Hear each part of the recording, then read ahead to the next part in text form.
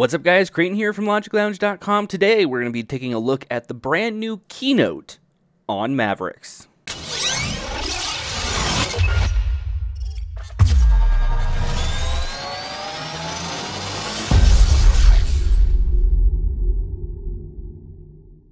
Before we get started, I want to let you guys know that this is being recorded via a screen sharing session with my desktop computer. The computer you're looking at right now is my MacBook Air, which we're using for this demonstration. So if there's any lagging or any quality degradation, that is due in part because of the screen sharing session and not Keynote itself.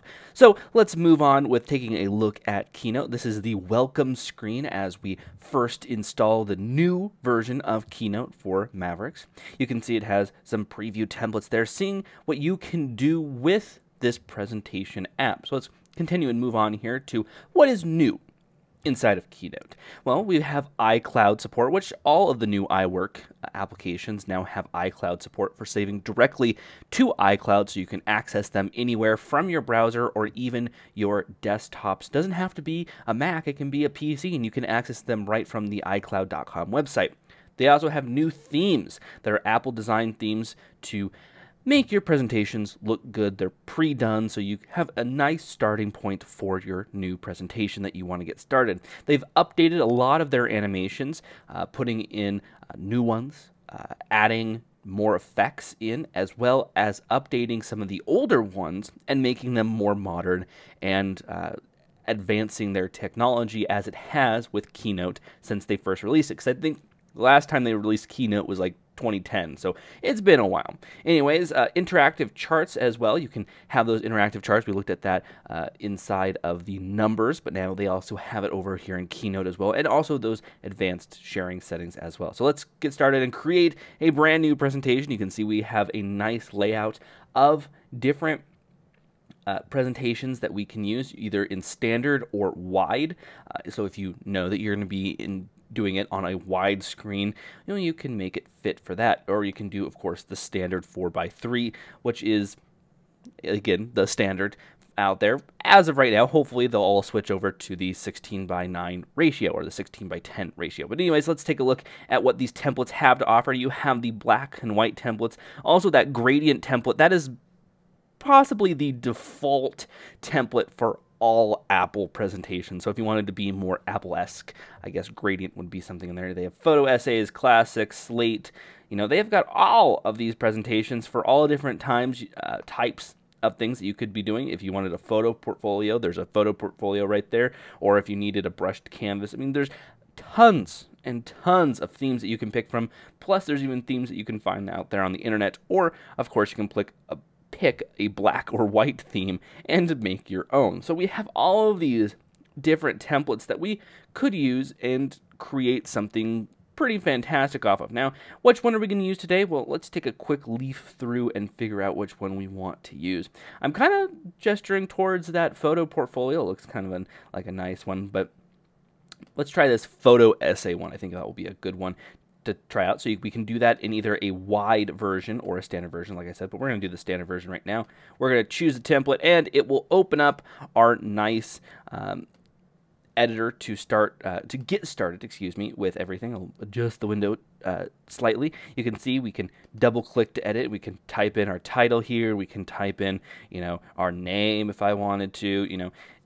You have a strong level of customization even within these templates that allows you to not only use the template as it was used, but also to customize it to make it your own, which I think is very nice. So as you can see here, once we have different titles and different typefaces brought up here, we can even change the styles and the text. So let's say if I wanted a red text in the center, they have styles for that. Or if I wanted to put it back to whatever that was, I can do that. We can arrange them in different areas. So, if you need it in a specific area, you can use that right there, as well as these different styles. We can set up these default styles that are set up with the template. We can quickly get back to them and how that they were used within the template. So that's very nice. And if you ever get stuck as well, there's this tips button, which brings up a full style guide on what everything is used for. You can see we have our main buttons right up here at the top that calls out tables, charts, text, shapes, all that stuff. We can add them right there. And I keep saying this through all of our iWork videos, but the simplicity of this is amazing. You do not have to get confined within menu after menu after menu after menu. No. Simple, straightforward. What you need is right there at the front, and then you have this nice integrated styles and text and the effects and whatever have you on that right-hand sidebar when you pick the element that you want. So you're not having to leaf through tabs and buttons of different things. It's right there at, well, how you need it.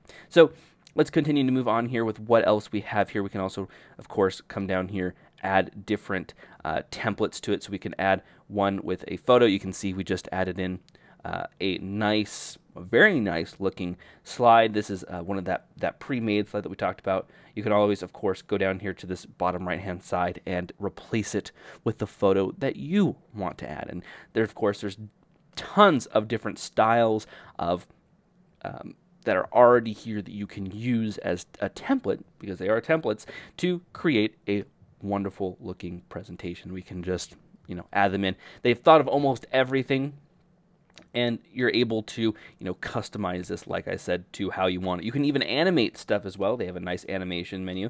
You can add all of these different effects, so we can, do an appear where it just, appears, or we have these fancy ones like flip, where it flips on in. Well, you couldn't see that because it's a, oh, there it goes. It's kind of lagging behind. Screen sharing session doesn't really like all of these effects, but you do have all of these different effects that make it look like a nice presentation. And that animation right there was supposed to be a lens flare, but it didn't work out so well. So we'll stay away from the animations for now. And you can, add different effects if you want it to build in, build out, or have an action to it. You have all of those customization options that you would find in other presentation softwares, but right here inside of iWork. So we can also change formats of pictures as well. So if we wanted to have it a border, or we wanted to have, whatever have you, you have all of these different style options. And of course, there's also a nice setup menu, so that you can set up your presentation how you want it. So if you need to loop the slideshow, we can loop it, restart, show if idle for so long, automatically play upon open.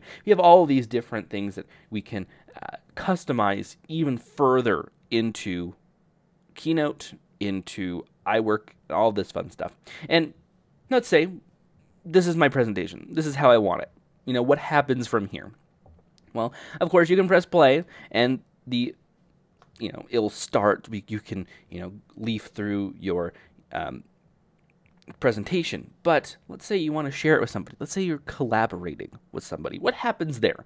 Well, iWork has built in some nice tools to help you collaborate with people. The first off here is comments. You can, select comments for somebody, as I get the spinning beach ball of death on my MacBook Air, but let me continue explaining that. So you can comment on specific, there it goes, you can comment on specific parts of a presentation. So, if I wanted to, comment on maybe this person's, the font they're using, or the picture that you're using, you can add comments and, type them up, blah, blah, blah, blah, blah, blah, blah. And then when the person comes in, they'll see that they have a note right here of a comment that they need to address, maybe to fix something or to make something better. So I think that's a very nice feature if you're ever collaborating with, students or coworkers on making a presentation. That is something that I think is very valuable to somebody who's doing that. And then second of all, you can share. You can share it in multiple different ways. You can share a link via iCloud. You can share it or a copy. And when you send a link via iCloud, you have this option of sending it via the mail, in messages, in Twitter, Facebook, or you can even copy the link as well and paste it to the person. You can also send them a copy as well. And this will be a copy of the presentation, so they can't edit it via iCloud and mess up your presentation. They have a copy, you have a copy, they're both separate. So that's a nice feature as well. And with the new iCloud setup, you can even collaborate on Keynote as well and be able to create your presentations without having, any sort of, hiccups of having to send back and forth and back and forth and back and forth, which is very, very nice. And then I think that's a wonderful feature that Apple has put in that I don't see many other people with presentation software doing this. So something nice, something cool, something I like personally. about Keynote. So you guys go, there's a nice overview real quick of Keynote, its essential features, what it has to offer, and a quick hands-on and look around. Thank you guys so much for watching. My name is Creighton Miller. Be sure to follow us on our social media profiles, Facebook, Twitter, Google+, all under the username of LogicLounge. I'd like to thank you guys once again for watching. Be sure to like, share, comment, subscribe, all of that fun stuff that you guys do to make this channel so great.